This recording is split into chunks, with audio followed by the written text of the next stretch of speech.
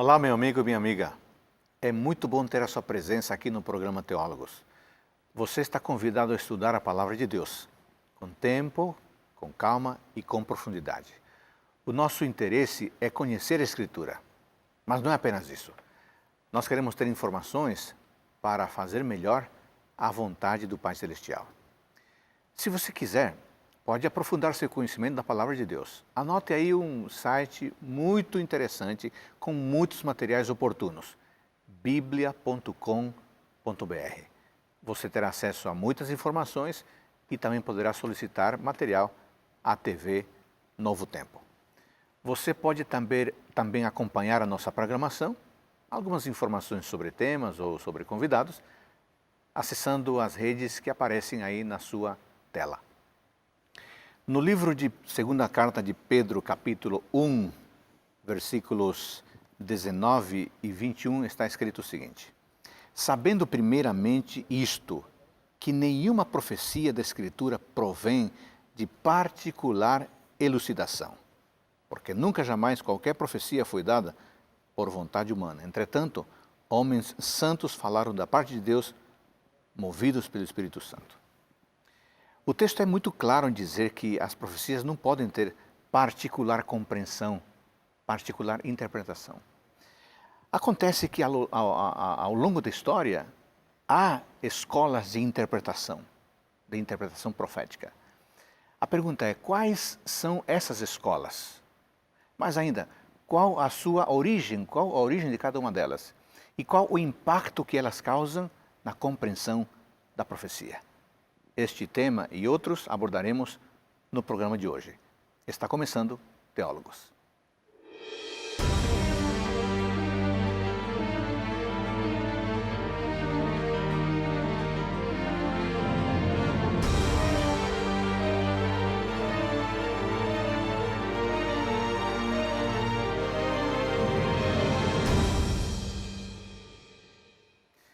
Meu querido amigo e minha querida amiga, é bom ter a sua presença. Estamos iniciando o programa Teólogos.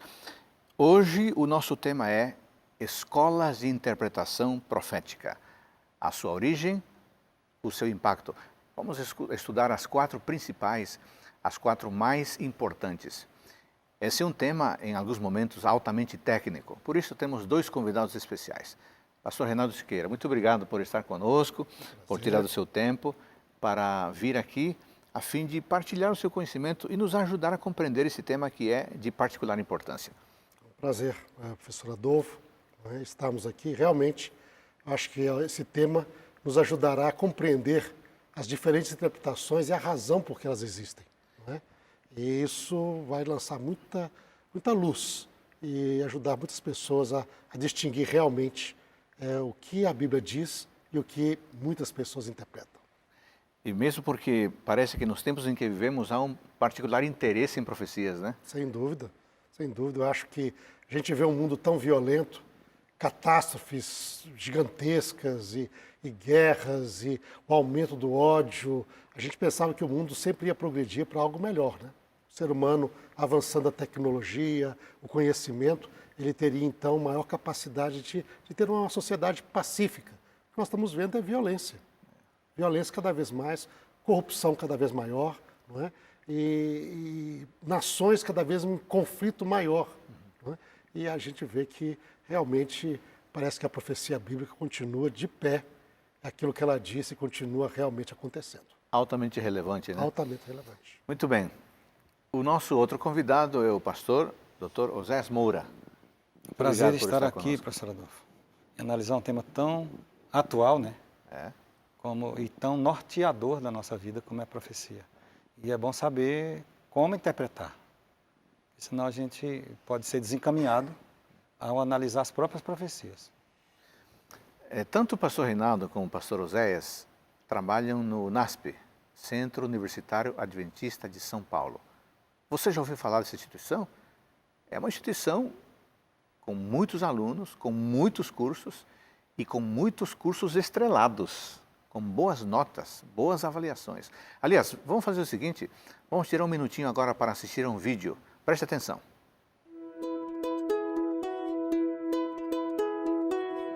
Com Conforme os princípios da filosofia adventista de educação, a escola ideal é um ambiente tranquilo, saudável e ecológico, longe da poluição visual, sonora e ambiental dos grandes centros urbanos. É por isso que o NASP Campus Engenheiro Coelho está localizado em um município com pouco mais de 15 mil habitantes, rodeado de verde e tranquilidade. Temos aqui cursos de graduação, especialização e mestrado em educação. Além disso, o corpo docente é dos mais qualificados, composto em sua maioria por mestres e doutores. Esse é o nosso campus, um ambiente cosmopolita, moderno, engajado e ecologicamente consciente. Esse é o NASP Engenheiro Coelho.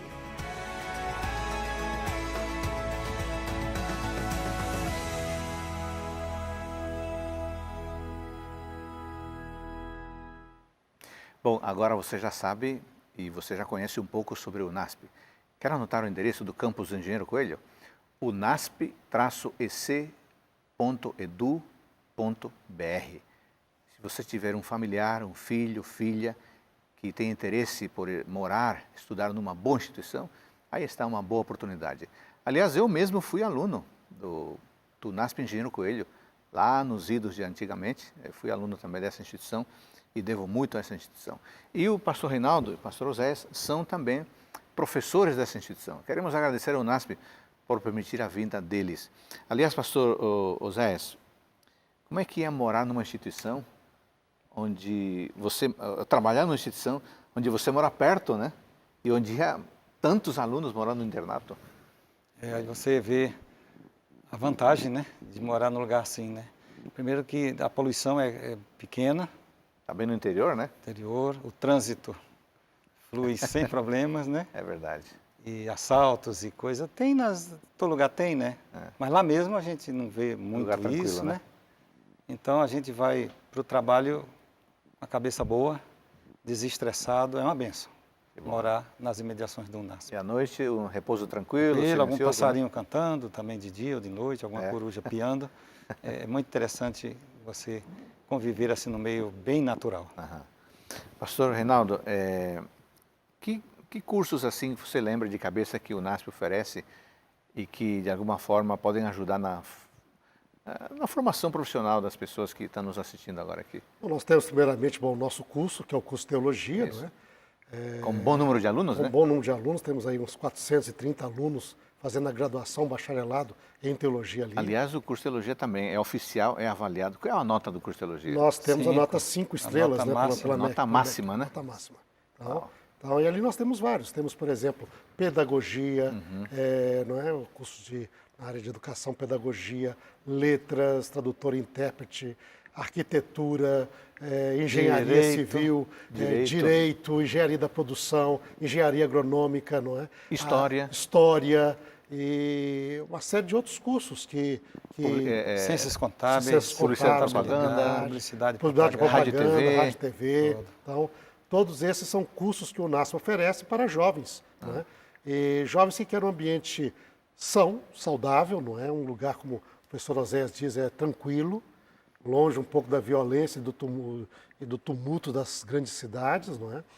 Boa parte dos nossos jovens moram ali, tem um lugar bom para morar, boa alimentação e bom contato entre eles e também com um grupo de professores, não é? É algo assim bem interessante, muito gostoso e uma vida muito intensa. Pensar, você está no interior, faz nada? Não. Ali é uma série de atividades acadêmicas, culturais, sociais. E a pessoa passa sociais, é intenso, né? E realmente é muito bom, especialmente para aquele que é cristão, para aquele que tem fé em Deus, vai estudar num local onde os cursos são de bom nível, alto nível, mas dentro da perspectiva de alguém que considera a palavra de Deus como a sua revelação aos homens e também tem a fé em Cristo como princípio norteador da sua vida. Muito bom. Aliás, pastor Oséias, o NASP tem uma editora, né? Sim, a Unaspres, que publica livros, especialmente na área teológica e também na área da educação, né? Teses, às vezes, que você até publicou a sua tese lá. Foi, não é? Pela Unaspres. Então, supre, né? Os alunos e a clientela também que mora no entorno de bons materiais, inclusive também materiais na área profética. Na área profética, isso quer dizer. Então a pessoa busca lá, né, Unaspress. Isso, entra no Google lá, Unaspress e acha, e tem jeito de comprar. Online. Né? Sim. Exatamente. Aliás, eu estava olhando o site da Unaspress esses dias, unaspstore.com.br, unaspstore.com.br. Toma nota aí. E tem uma seção de PDFs, livros gratuitos, viu? Olha aí. Dificilmente uma editora tão generosa assim. Muito obrigado por vocês estarem aqui conosco. Então, o prazer é nosso. Para esse momento tão importante desse diálogo. O nosso tema é escolas de interpretação profética. Vamos falar da origem dessas escolas e do impacto na atualidade. Quais são as principais escolas de interpretação profética? Vamos mencioná-las de uma maneira linear, desde a mais antiga até a mais recente. Então, a mais antiga que nós temos é a chamada escola historicista, aquela que crê que a profecia apocalíptica descreve eventos importantes no mundo político, religioso e espiritual, desde os dias do profeta até a volta de Jesus e o estabelecimento do reino de Deus na terra. Essa é historicista. Historicista, ao longo da história. Toda a história está ali, marcada por esses grandes eventos. Uhum. Depois dela, se desenvolveu a chamada escola alegórica ou espiritualista, que aparece a partir do 3º século depois de Cristo, que diz que a profecia não representa eventos históricos precisos, mas sim realidades espirituais, não é, da vida do cristão e da vida da igreja. Uhum. Né? E que, portanto, tem de ser espiritualizada, tem de ser alegorizada. Não é? E depois, escola? Essa foi a terceira escola, foi a futurista, que acha que boa parte da profecia se cumpriu no passado, não é? Até o 1º século da Era Comum, depois de Cristo, com Israel, com a igreja cristã primitiva, com o Império Romano. Daí entra um lapso profético para a profecia. Aí a profecia, o restante dela, o finalzinho, a maior parte vai até o 1º século, e o finalzinho, que é o anticristo, a volta de Jesus, milênio, reino de Deus, só lá no futuro. Entre o 1º século e o final da história humana, a profecia não cobre nada. Então esse é chamado aí a pausa profética, né? Essa é a escola futurista. Essa é a escola futurista, né? Coloca tudo, o que existe para acontecer ainda está no futuro. Né? E finalmente a preterista, que considera que ou a profecia é verdadeira, e foi dos dias do profeta até o 1º século, com o antigo Israel, com a igreja cristã primitiva, o Império Romano, e acabou, ou que considera que não é profecia nenhuma. Na verdade, ela é chamada, que eles chamam de vaccinia ex evento, ou seja, predições feitas depois de acontecerem. Alguém, por exemplo, no 1º século ou no 2º século antes de Cristo, olhando para a história, escreve uma ficção profética, narrando a história como se fosse profecia. E aí bota a visão dele de como seria o fim do mundo.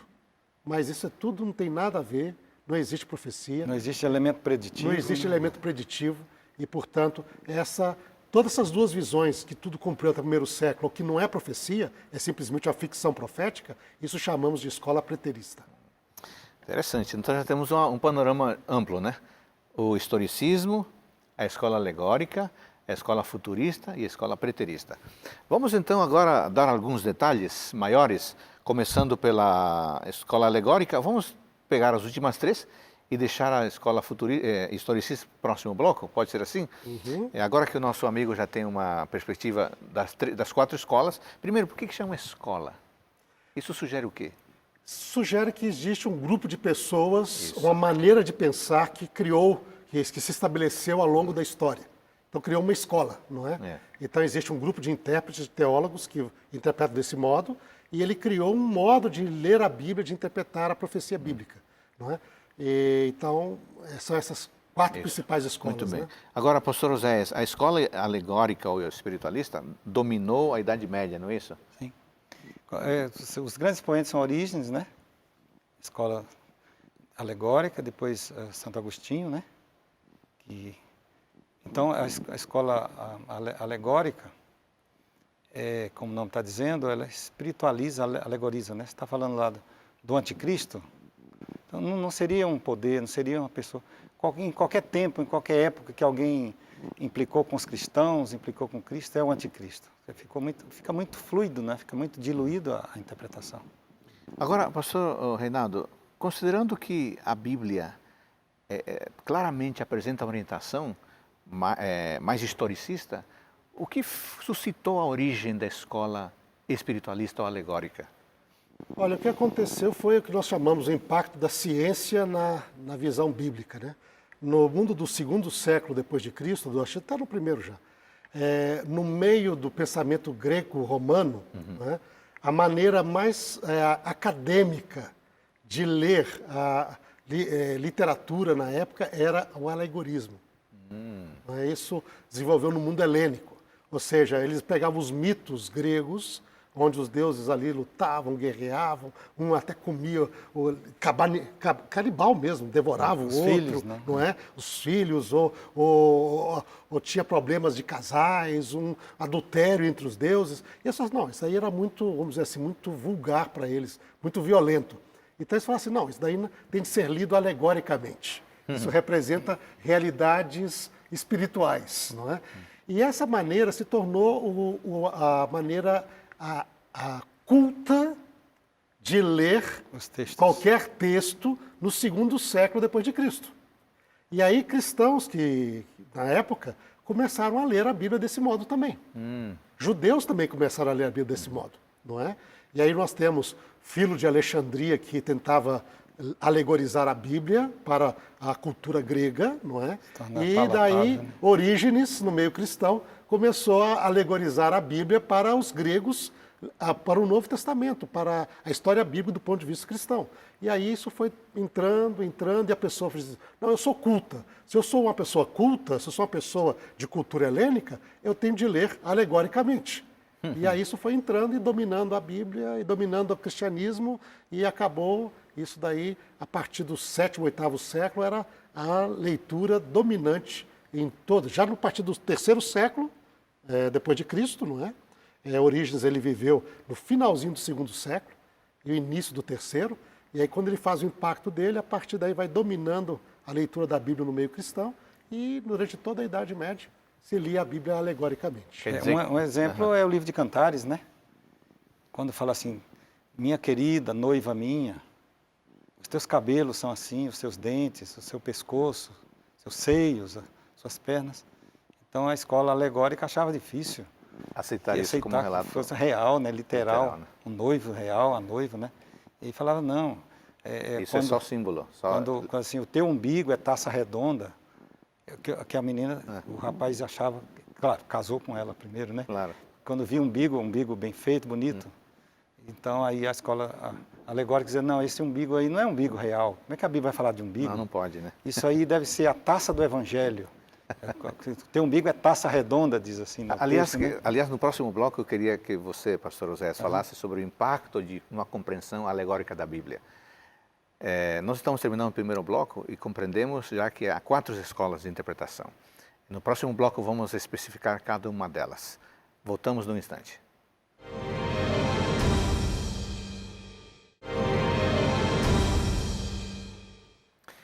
No programa de hoje estamos tratando do tema as escolas de interpretação profética. Já vimos que há 4 escolas principais. A escola historicista, a escola alegórica, a escola futurista e a escola preterista. Pastor Oséias, você estava falando, dando alguns exemplos de como a interpretação alegórica leva o estudante da Bíblia a compreender alguns textos, né? Você deu o exemplo de Cantares. Correto. Pela ideia alegórica, a noiva lá de Cantares não pode ser a noiva real, porque fala de seio, fala de perna, fala de umbigo, fala de dente. Como é que a Bíblia tem? E tem muita coisa erótica, um erotismo saudável, né? Erotismo para ser desfrutado entre marido e mulher com amor. Mas a escola alegórica tem uma parte em Cantares que fala assim, o teu umbigo é taça redonda. Então o noivo que casou, não? Então agora vai ver a noiva. Então vê um umbigo bonito. Então fala, mas para a Bíblia falar de umbigo, isso é muito erótico, muito terreno, carnal. Então fala, não, esse umbigo, essa taça redonda é a taça do Evangelho que você bebe quando você aceita Cristo. Então espiritualiza. O noivo lá não pode ser Salomão, por exemplo, né? Então o noivo aí só pode ser Cristo. E a noiva deve ser a igreja. Claro que você vai ver algum lance alegórico, digamos assim, em Paulo, em João, no Apocalipse, ao comparar a igreja como uma noiva. Sim. Mas, primariamente, a escola alegorista falha por não reconhecer o elemento literal da Bíblia. Então, isso é uma regra de interpretação bíblica interessante. Você deve ir ao texto bíblico, primeiramente com a ideia que ele é literal. Noiva, noiva, noiva, noiva. A menos que o próprio contexto forneça elementos que aponte para que não pode ser literal. Né? Por exemplo, Apocalipse. João vê uma mulher vestida do sol, com os pés em cima da lua. Aí eu deveria ir a esse texto pensando, isso deve ser literal, mas o próprio contexto vai mostrar a impossibilidade de tal mulher vestida do sol, com os pés em cima da lua. Então, aí o próprio texto e contexto apontam para um elemento simbólico. Mas eu só devo fazer isso depois de eu esgotar a ideia que aquilo ali poderia ser literal. Interessante. Pastor Reinaldo, mas temos mais problemas ainda nessa interpretação, né? Sem dúvida, né? Mas, por exemplo, como o professor Oséias diz, existe simbolismo na Bíblia. Claro. Só que esse simbolismo tem que ser controlado pelo próprio texto bíblico.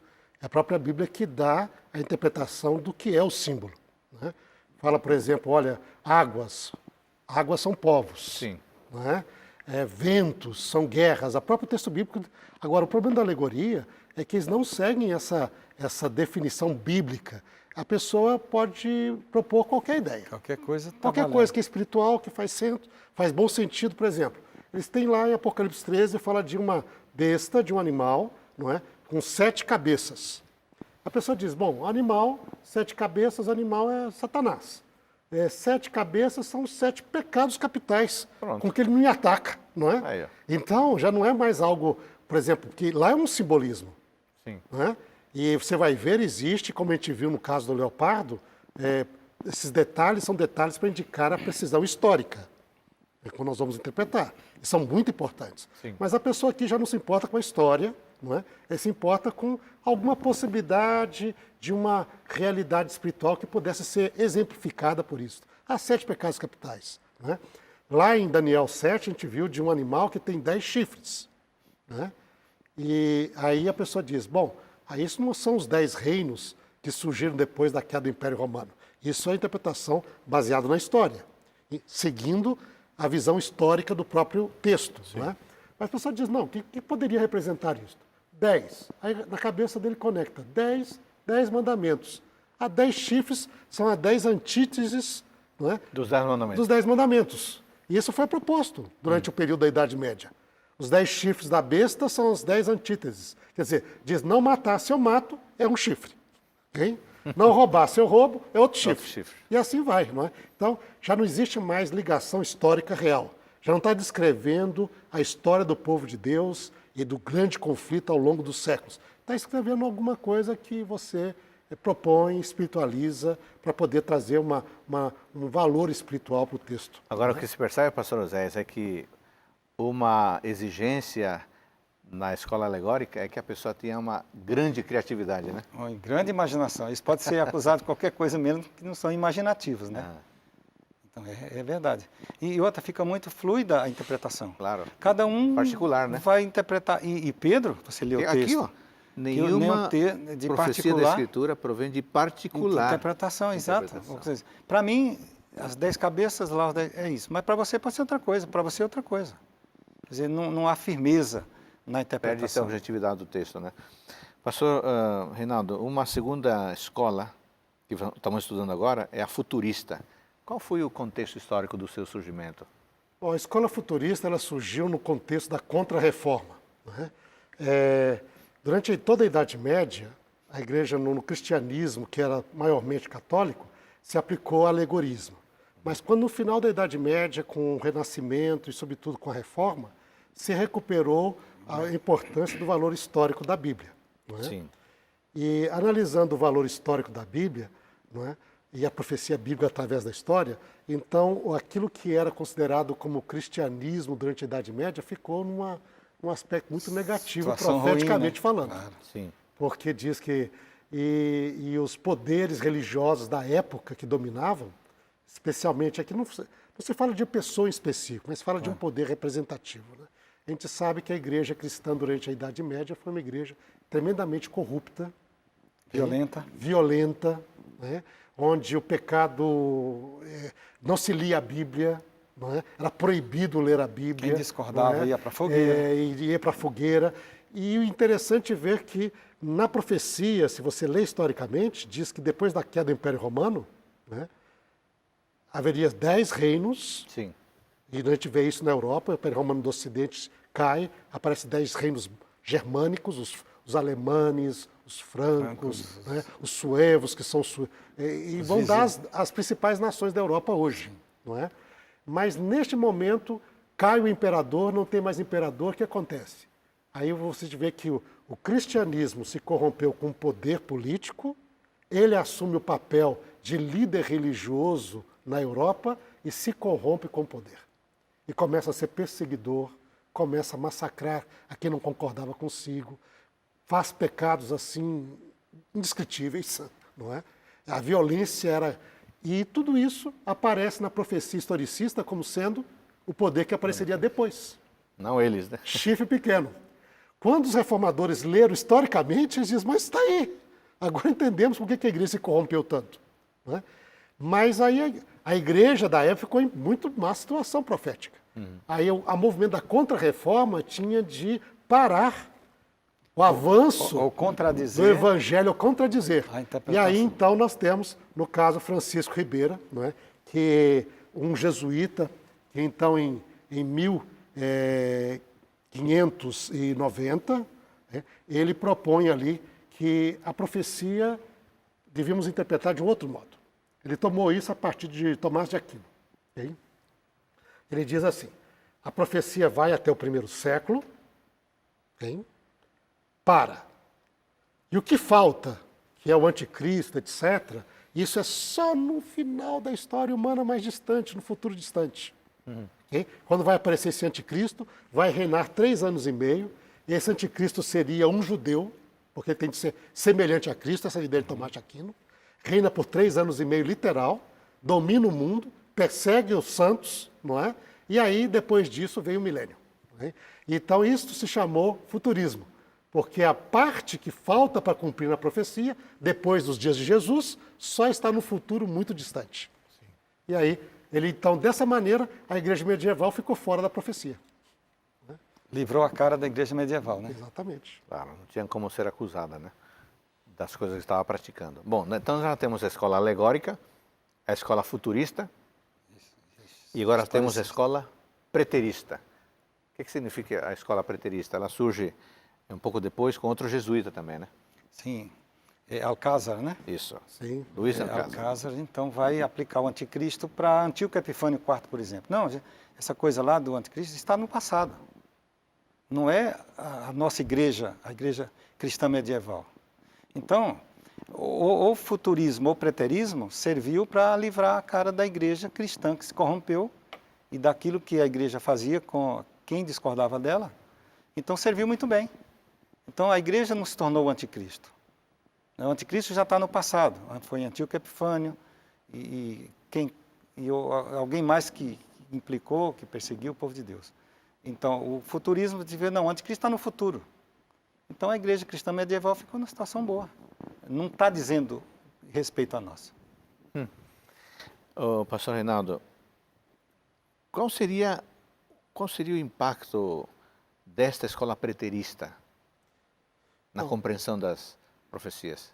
Olha, a gente tem aqui, você vê, se você tem a profecia ela só sobre o antigo Israel, ou no máximo a igreja cristã primitiva, aí o anticristo, no caso, poderia ser Nero, por exemplo, que perseguiu os apóstolos, perseguiu a igreja, não é?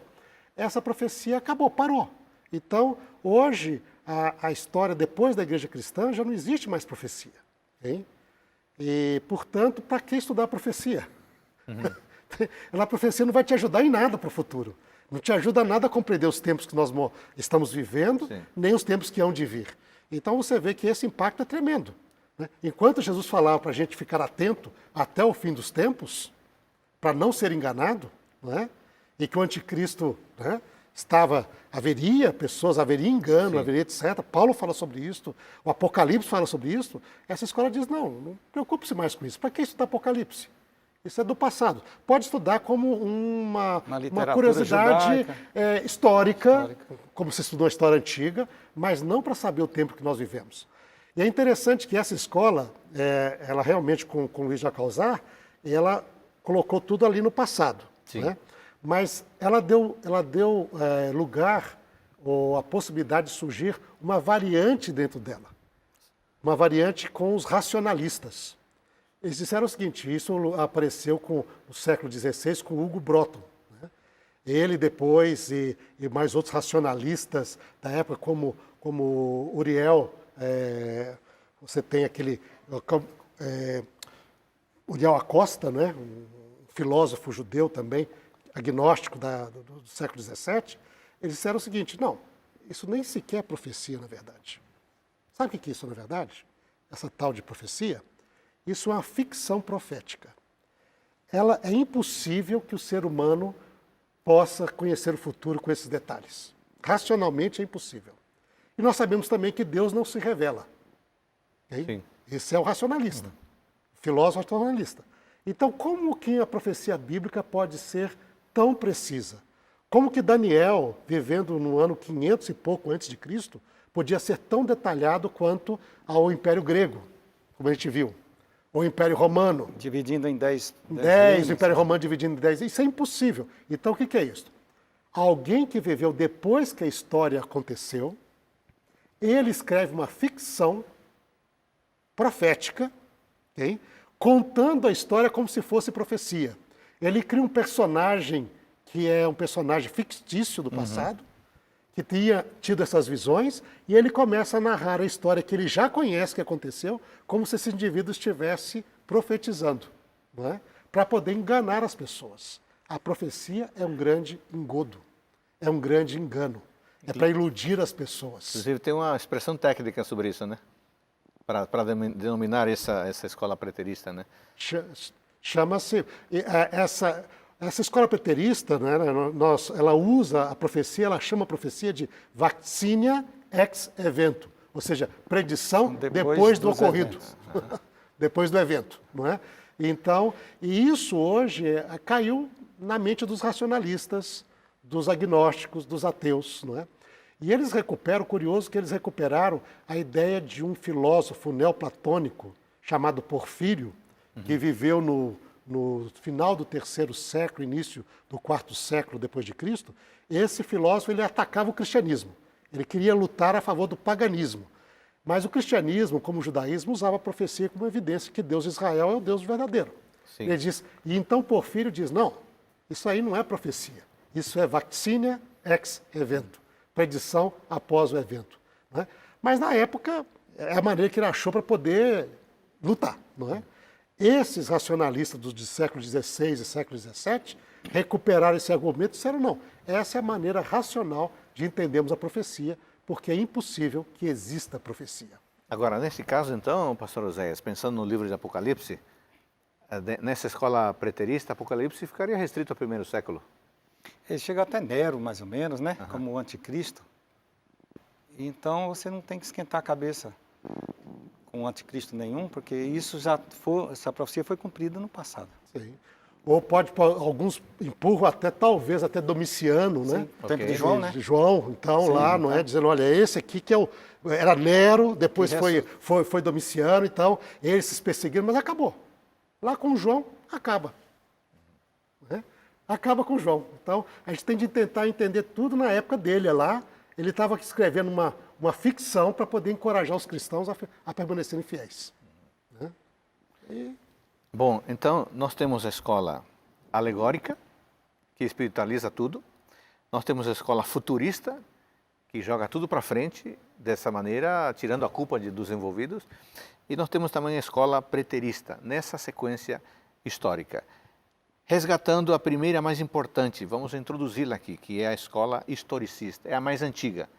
Diríamos, pastor Reinaldo, que a escola historicista é a escola que o próprio Jesus utilizou? Sem dúvida. Que os profetas utilizaram? Em Mateus 24, não é, verso 15, Jesus faz referência à profecia de Daniel. Mateus 24. Mateus 24, 15. Então ele, no seu sermão profético sobre o final dos tempos, do final, desde os dias dele até o final dos tempos, né? Jesus lá em Mateus, capítulo 24. Verso 15, né? O abominável, quando virdes o abominável da desolação, que falou o profeta Daniel. Jesus aqui está sendo historicista. Ele está dizendo, Daniel fez uma profecia. Olhe na história quem cumpre isso.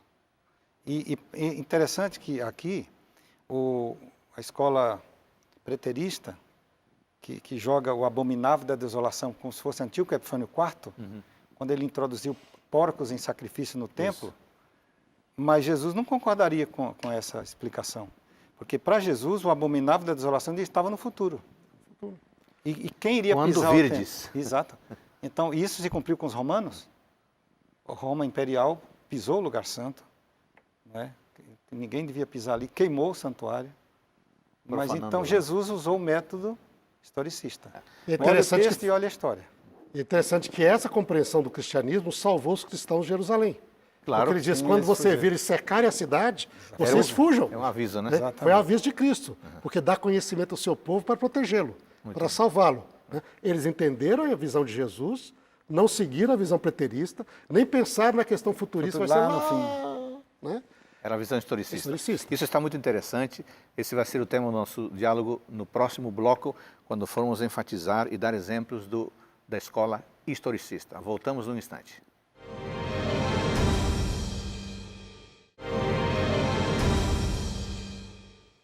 No programa de hoje estamos tratando do tema as escolas de interpretação profética.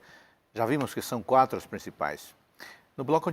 Nesse último bloco vamos falar sobre o historicismo, mas estava pensando aqui, pastor José, pastor Reinaldo, qual desses métodos é dominante no mundo evangélico cristão brasileiro?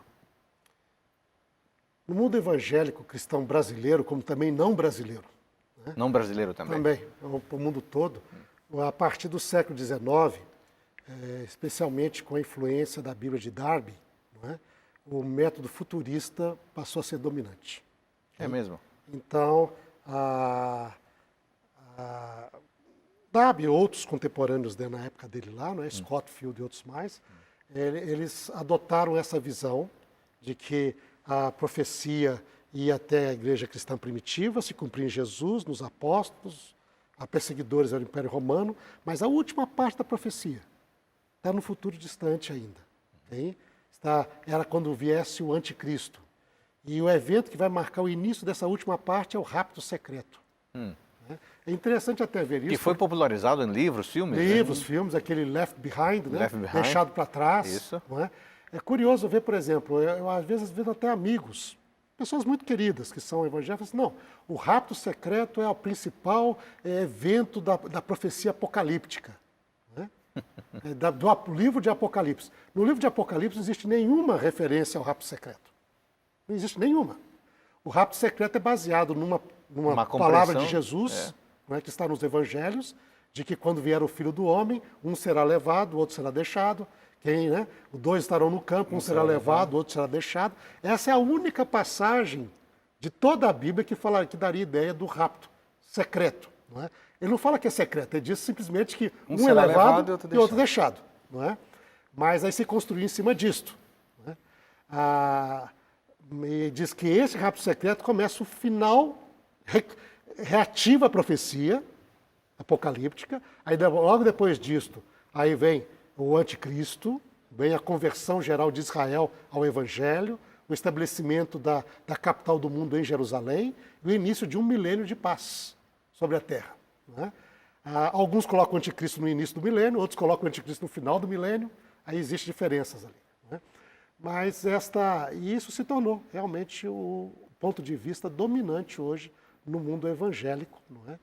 Acreditando que a profecia teve função até os dias de Jesus e dos apóstolos, aí tem uma pausa, hein, profética, que é o tempo da igreja, que eles chamam, que não está na profecia, e depois a profecia retoma com o rapto secreto e a conversão de Israel, e depois a milênio, vinda de Cristo. Lembrando que Jesus falou isso, como diz o professor Reinaldo, um será levado e outro deixado. 2 estarão numa cama, pode ser um casal, um será levado ou deixado. Primeiro, não diz que é secreto, E ali a ênfase está no preparo. Claro. Quem está preparado, vai. Quem não está, fica. Ou seja, a salvação individual. O marido não salva a esposa o marido, o pai não salva o filho, né? E Paulo vai falar do arrebatamento, 1 aos Tessalonicenses 4, 13 a 18, né? Que fala que o arcanjo descerá do céu, segunda vinda, né? Uhum. A trombeta de Deus soará, os mortos em Cristo ressuscitarão primeiro, os vivos serão transformados e então Arrebatados. seremos arrebatados ao encontro do Senhor nos ares. Ou seja, não vai ninguém para o céu na frente do outro, tem que ter uma ressurreição dos justos que estão mortos, aí então seremos arrebatados. Mas não tem nada de secreto Nada nisso. de secreto. Tudo perfeitamente visível, né? Ele usa até a palavra, não precederemos, né? Exato. Ou seja, Não os que vamos dormem, nós primeiro. vamos antes, nós vamos junto com eles. Exatamente. Então, a ideia bíblica bem clara é que isso vai acontecer visível, como ele diz, não espere que alguém te anuncie, como já lemos aqui, num outro programa, não é? Porque o Filho do Homem virá que nem um raio que sai do Oriente para o Ocidente, todo olho verá, e todos os santos irão juntos para o céu. Hein? E a história humana vai terminar ali. Não é? Então, esta é a visão mais comum. Agora, né? pegando esse exemplo que vocês mencionaram do anticristo, que tem uma aplicação futurista, né, no cenário evangélico atual, mas na perspectiva historicista, qual a diferença da compreensão do anticristo, por exemplo? Olha, o anticristo, na perspectiva historicista, vai seguir as profecias tanto de Daniel como de Apocalipse. Depois Paulo também fala, não é, em 2 Tessalonicenses, e Jesus fala no seu sermão, sermões proféticos. Né? Mas se você nota assim, para Daniel, vamos pegar Daniel, que dá a sequência histórica, isso é um dos fundamentos do historicismo. Ele diz, havia um reino no período dele, Babilônia, representado, por exemplo, um animal que nem o leão alado. Depois dele surgiria um outro reino, inferior, não é? E aí seria, no caso de Daniel 7, representado pela Medopésia, representado por um urso. Né? Depois dele surgiria um outro terceiro, que seria domínio sobre toda a terra, que é o leopardo, que na profecia bíblica é a Grécia. Okay? Depois deste surgiria um quarto terrível, muito mais poderoso. Incrivelmente poderoso. E diferente de todos Porque eles. Seria religioso e seria político. Civil também. Político civil. Mas você vê, e este poder que a gente vai ver na história, que vem depois dos gregos, é Roma. E Roma realmente teve um impacto político e religioso império tremendo. Que mais durou não é? também. Né? Os outros duraram no máximo 200 anos, etc. Esse aí durou mais de 600 anos na parte da Europa Ocidental e mais 1000 anos na parte oriental. Então, é um negócio assim enorme. Mas ele diz que esse império romano cairia. No lugar dele surgiria 10 reinos. E o que aconteceu em 478, quando o Império Romano cai, e surgem os 10 reinos bárbaros, que hoje são os modernos estados da Alemanha. 476.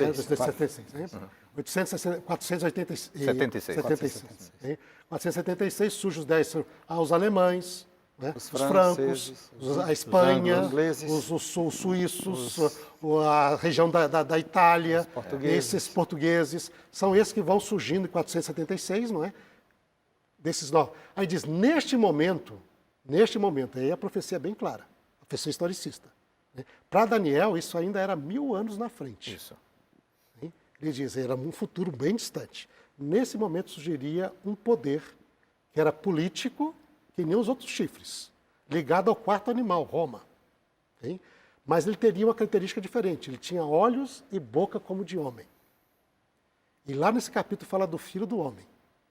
Então é um poder que está ligado com Roma e ao mesmo tempo tem características semelhantes à figura do Messias, que é como homem. Né?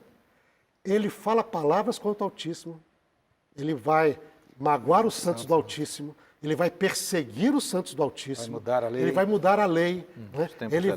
Ele vai fazer misérias por mais de 1000 anos, diz a profecia. Hein? 1260 anos. Isso. Hein? E quando você nota isso, o que vai surgir? Nesse período surge, no vácuo do Império Romano, surge o chamado Sacro Império Romano Germânico, não é? Com a igreja cristã, chamada Igreja Católica Apostólica Romana, como sendo aquela que governa toda a Europa. Mas o interesse maior é político, poder, não é? E quem não concordava era perseguido, morto. Não é? Foi proibida a leitura da Bíblia. Sim. Não é? As pessoas que queriam eram queimadas, perseguidas, mortas. Não é? Isso vai durar durante mais de 1000 anos, o que nós chamamos de Idade Média. Não é? Receberiam a ferida mortal. Então, existem todos os detalhes disso. Então, na profecia bíblica, e aqui está falando, acho que é bem para a gente deixar para os nossos telespectadores, nós estamos falando de pessoas. Claro. Que indivíduos, ninguém pode julgar indivíduos. Não é? Mas estão falando de poderes históricos. Não é? E este poder, quando se descreve a profecia no final da queda do Império Romano, ela diz lá, vai cair 3 desses 10 reinos, terá de cair para que ele possa subir. E na história acontece isso. 3 impérios bárbaros, germânicos, não é? Têm de sair porque eles não aceitavam a autoridade do bispo de Roma na época. Eles têm de ser eliminados para que a autoridade do bispo de Roma seja colocada como plena, no lugar de César. E assim vai. Então, veja a diferença. Né? Este poderio, diz, vai permanecer até o fim. Vai permanecer até o fim. E, infelizmente, no fim, diz a profecia, voltaria a ser tão intolerante como foi no passado. A ferida mortal vai ser curada. Vai ser curada. Pastor Oséias, isso tudo quer dizer que a correta compreensão da profecia apocalíptica depende do uso do método historicista? Claro. Jesus foi historicista. Paulo, falando do surgimento do iníquo, homem do pecado. Onde que está esse texto? Vamos ler aqui. 2 Tessalonicenses 2, 6 em diante, né? Paulo ecoa aqui Daniel, né? E também está de acordo com o que Jesus falou do abominável da desolação. Sim. Então, 2 Tessalonicenses 2, 6, Paulo fala assim, agora sabeis o que o detém. Os teólogos acreditam que, porque no verso 4 fala que um poder que se levantaria contra tudo que se chama Deus. Ou seja, pretenderia ser Deus na terra, ou pelo menos representante de Deus na terra. E a ponto de assentar-se no santuário de Deus, ostentando como se fosse o próprio Deus. Sim. É um poder que assume prerrogativas divinas. Sim. Perdoar pecados, por exemplo, vender o perdão, vender a salvação. E Paulo fala no verso 6 que havia um poder que o detém. Isso aqui os teólogos têm quebrado a cabeça, alguns acham que é Satanás, mas não faz muito sentido Satanás implicar contra a Roma cristã, não é? Parece que aqui o que o detém aqui, uma outra possibilidade, é que enquanto, como diz o professor Reinaldo, César está no trono de Roma, quem manda é ele. Sim. Mas no vazio de poder do César, em 476, então um poder vai ocupar esse vazio de poder. Então parece que o que o detém agora seria César, Roma imperial. Mas em havendo Roma imperial perdido para os bárbaros, surge na Europa um próximo poder, que é a igreja cristã, apostatada, então que vai arrogar a si prerrogativas divinas, como, por exemplo, perdoar pecados. Aí vem o verso 7. No verso 7, Paulo fala que o mistério da iniquidade já opera. Quer dizer, o demônio usando o Império Romano, seja ele imperial e mais tarde Roma cristã, mas que quando fosse afastado aquele que o detém, por exemplo, o César, o poder do César, alguém ocuparia o poder do César. Né? Então, no verso 9, o aparecimento do iníquo, parece que ecoa as palavras de Cristo, o abominável da desolação. Isso aqui é uma aplicação a Roma nas duas fases. Então, tanto Jesus quanto Paulo aplicaram a profecia de Daniel ao Império Romano, seja na fase imperial, seja na fase cristã. Então, eles foram historicistas. Muito bem. Indo já caminhando para a conclusão do nosso programa, pastor Reinaldo, vamos resumindo aqui. Por que, então, é preferível usar o método historicista para a compreensão das profecias apocalípticas? Primeiramente, pastor Adolfo, eu creio o seguinte, é consistente com o testemunho da Bíblia. É um método bíblico, o livro de Daniel, o livro de Apocalipse apresenta uma sequência histórica dos dias do profeta até o final do tempo, sem nenhuma interrupção. Não é nada só para o passado. Jogar para trás, sem jogar para frente só. Tudo vem contínuo. Então, se nós queremos ser fiéis realmente à Bíblia, nós temos de seguir a indicação bíblica. senão nós estamos impondo nossa interpretação sobre a Bíblia. Né? Segundo, é consistente com a visão de Jesus Cristo e dos apóstolos com respeito à Bíblia. Então, Jesus dá essa indicação, os apóstolos também. É interessante ver que o judaísmo antigo e o cristianismo primitivo até o 2º século interpretava a Bíblia de maneira historicista. Hein? Nós lemos o texto de Mateus 24:15, né? Exatamente. Jesus falando. Né? E terceiro, é um dos grandes tesouros presentes que Deus nos deu através da Reforma. No ano passado nós celebramos 500 anos da Reforma. Isso.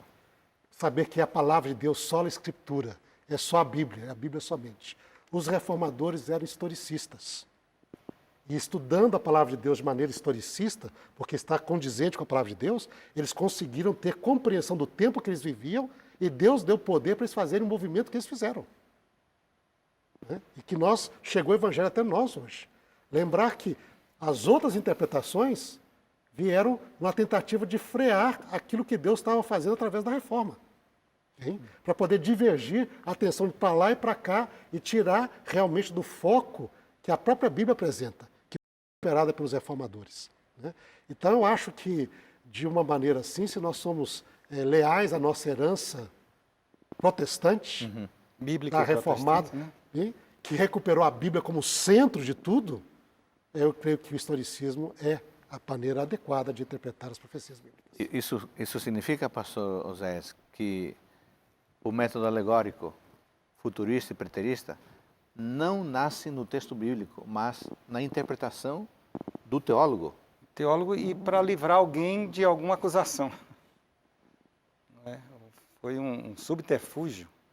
Se a igreja cristã apostatada, tem pessoas dizendo, você é o anticristo, você está fazendo coisa contra Cristo. Aí fala, peraí, vamos achar uma explicação que livre a nossa cara. E jogar para trás, ou jogar para frente, serviu a esse propósito. Certo. E também alegorizando tudo. Não tem anticristo. Em qualquer época que alguém implicar contra cristãos, é um anticristo. Aí dilui a profecia, não dá firmeza nenhuma teológica para o intérprete, aí cai no que Pedro falou, que a profecia fica de particular interpretação. Isso quer dizer, pastor Reinaldo, que toda vez que alguém prefere o método alegórico, futurista, preterista, está desprezando a própria palavra de Deus. Eu creio que está desprezando e nós estamos correndo o perigo daquilo que Cristo advertiu. Vede que ninguém vos engane. Exato. Ou seja, a luta do engano seria tremenda no final dos tempos. E seria desde os dias de Cristo até o final dos tempos. Ou seja, eu imagino, por exemplo, se a Bíblia me aponta para um poder que seria representando o anticristo, que já surgiu agora para nós no passado, e eu, no entanto, fico olhando para uma outra coisa que talvez um dia vai vir no futuro, né? Eu estou me abrindo a ser enganado. Estou me expondo? Me expondo, estou abrindo aqui a outras. Então, se por acaso... Não, você... E isso vai contra a palavra de Deus e vai contra a advertência de Cristo. E a própria razão da profecia apocalíptica, que nos ajudará a compreender os tempos que vivemos para poder firmar a nossa fé, criar esse relacionamento com Deus e não sermos enganados pelas forças do inimigo. Amigos, foi muito bom ter a companhia de vocês. Muito obrigado, pastor Reinaldo. Muito obrigado, pastor Oséias. Obrigado ao NASP, engenheiro Coelho, por permitir a vinda desses dois pastores, professores, especialistas no tema. Você, amigo ou amiga, não deve colocar a sua salvação em risco. Não é confiável estudar as profecias apocalípticas à luz da alegoria, do futurismo ou do preterismo. Usemos o método de Cristo, o método histórico. Esse método nos dá a dimensão correta, a compreensão correta das profecias. Por isso, o nosso fundamento é a palavra de Deus. E é isso que nós aqui fazemos. Obrigado por sua companhia. Encontraremos você no próximo programa Teólogos.